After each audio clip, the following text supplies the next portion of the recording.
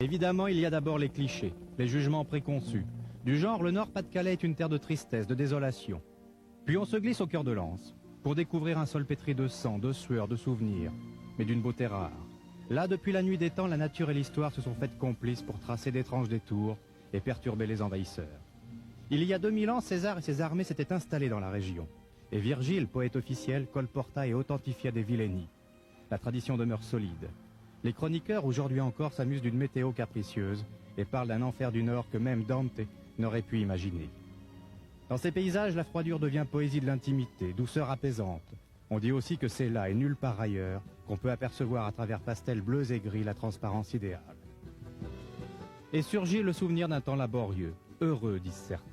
La découverte du charbon y lança en 1849 la tradition des gueules noires. Durant un siècle, à Lens et ses environs, dès la préadolescence, les garçons descendaient au fond de la mine, pour toute une vie. La légende, qui n'a jamais trahi la réalité, affirme que chaque famille lensoise compte au moins un de ses membres mort de la silicose. Sang et sueur toujours. À Lens, on sait ce que solidarité et humilité veulent dire. On ne défie pas la mine. Elle est la plus forte et n'a pas manqué de le rappeler à plusieurs reprises. 1100 victimes d'un coup de grisou au début du siècle. Encore 42 morts en 1974. La souffrance, le désespoir à Lens, on n'oubliera jamais ce que signifient ces mots. Alors déjà au temps du noir et blanc, comme le poète Albert Samin, les gens de peu, flamands, espagnols ou polonais, rêvaient d'Orient et de lumière, mais fermaient les yeux pour voir des jardins. Ils s'imaginaient héros, se retrouvaient sur la place des grands hommes et évoquaient deux gars de chez eux, le boxeur Georges Carpentier et Maurice Garin, le vainqueur du premier Tour de France cycliste.